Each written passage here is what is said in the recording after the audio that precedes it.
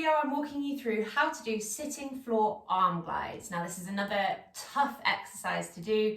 I don't give sitting floor to that many of my clients because it does require quite a lot of pelvic, hip and leg function, basically. But if you watch my video on sitting floor and you're sure that you are able to do the exercise correctly, then feel free to add this added element that is going to be quite a lot tougher because it's moving the shoulders and the upper body as well. So we're setting ourselves up in sitting floor. I'm not explaining the ins and outs of it in this video. Please watch that video first so that you understand the full position. Feet are locked on throughout, pelvis is locked on throughout, arch in the lower back, so you can slide your hand kind of underneath your lower back by the wall. Rib cage stays grounded against the wall, so that's really important with this exercise, and I'm not saying that I'm going to be very good at this, by the way, at all. So the arm glides, sitting floor arm glides, we're putting our arms back against the wall in this cactus position. And putting your arms back against the wall, probably the most important component of this is the elbows and the backs of the wrists. So you are not tilting your hand backwards to try and get the hand touching the wall, because it's the wrist touching the wall that requires more function at the shoulder. So don't do this exercise if you can't get the wrists against the wall and you're kind of in this like pyramid at the wrist, because it's just not doing the exercise correctly. You'd be better off doing arm glides in a flexion abdominals position, a static wall position, a static back position, something which is a little bit easier so that you're not having to focus on so much other stuff as well. So we bring our hands to the cactus position. The backs of the wrists stay at the wall throughout. If your wrists don't touch the wall, don't do this position. The other thing to think about is, am I puffing my chest up in order to get my arms back against the wall? So the back of your ribs should feel grounded against the wall throughout the exercise. So opening up the shoulders does not mean puffing up the chest.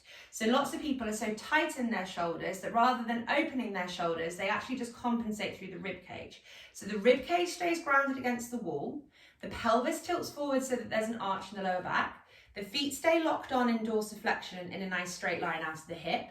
The hands come back to the wall, the wrists come back to the wall, the rib cage does not tilt up, and then we're effectively doing snow angels. So we're trying to draw our elbows as close to our torso as we can, trying to keep the wrists back against the wall. This is a struggle for me. Bringing the hands together and bringing them back down. So there's a lot to think about here. Your feet are doing stuff, your hips are doing stuff, your quads are doing stuff, your pelvis is doing stuff. The rib cage needs to stay grounded at the wall, so you're not just lifting up and down from the rib cage with each movement that you take.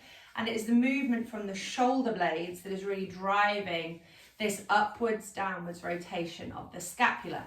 The backs of the wrists stay against the wall throughout the exercise, and you're trying to get as much range of movement as possible. So you're not just hurrying through this as quickly as you can.